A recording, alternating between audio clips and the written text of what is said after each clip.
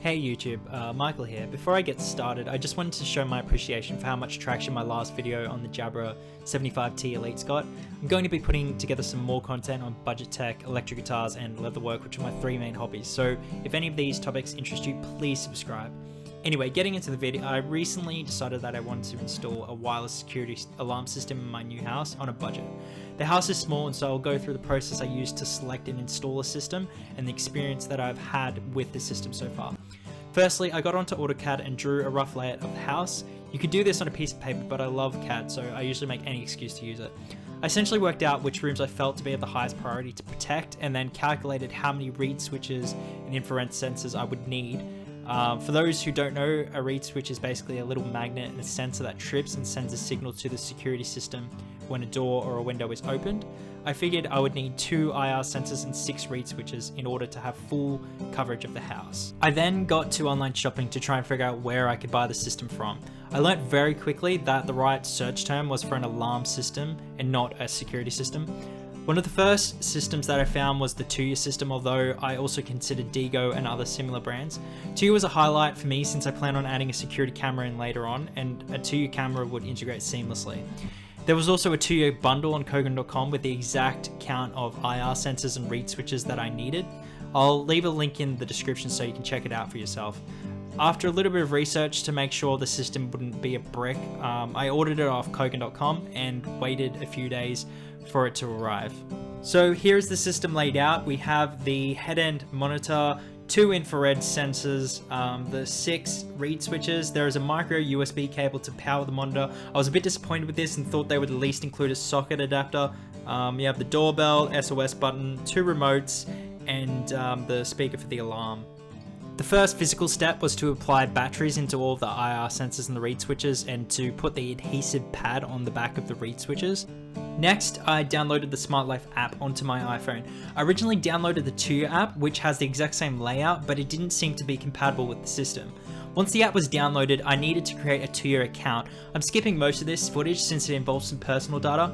When it comes to adding your device in the app, the instruction manual contains a QR code that tells the app what unit you have. During this process, you'll be asked to select which Wi-Fi connection you would like the head end to connect to. It needs to be a 2.4 GHz signal since this will carry a longer distance. You also need to navigate to the Smart Connect option on the head end and initiate this process so that your home Wi-Fi can recognize this device on your network. Once the head end is connected to your home Wi-Fi, you will be able to control the head end and receive change in state notifications all from your phone.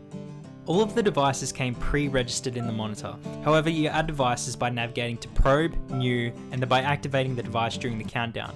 For the remotes, you simply click one of the buttons. The next step was to install the IR sensors. The old owners had some wireless sensors installed that they took with them but left the brackets on the wall. I had to remove these with my drill, line up the holes for the new IR sensor bracket, and drill pilot holes. I then put the wall plugs in these holes and drilled the bracket into the wall. There is a ball on the back of the sensor that clips into the bracket. I repeated this process for the other sensor as well. Installing the reed switches doesn't take very long. I cleaned off the surfaces where I was going to mount them since they aren't screwed in but use an adhesive back. I lined up the middle of the switch and magnet by looking at the little triangle in each part. Once in place, I pushed them down as hard as I could and then tested each switch by opening and closing the relevant door or window and making sure that the light on the sensor lit up. One of the last steps was to install the monitor on the wall in an appropriate spot. Again, I drilled pilot holes into the gyprock and inserted the wall plugs. I then screwed the bracket into the wall and mounted the monitor on the bracket. I powered the head end by connecting the micro USB cable into the back of my Wi-Fi modem, which sits just in front of the monitor. If either the network connection or power are lost, an alert will be sent to my phone. After this, I also plugged the alarm speaker into the head end and mounted this on the wall via the adhesive tape on the back.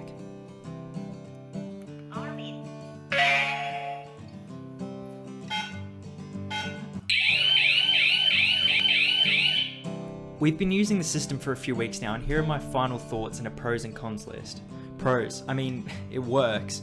I get notifications when the system is armed, disarmed, as well as when the doorbell rings. Sensors seem to have a robust response. I have the option to add other types of sensors in the future like a fire alarm or a camera. It's a GSM system, so I can use a SIM card instead of Wi-Fi. Spare parts are readily available online, and overall it provides the level of comfort that I was looking for.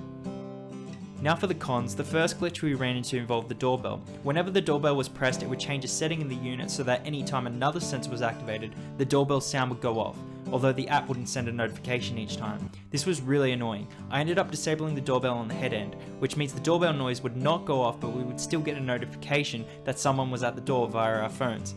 Another issue was the physical quality of the sensor housing and the strength of the adhesive. One of the reed switches fell off our back door and the battery connection was broken, rendering that sensor useless.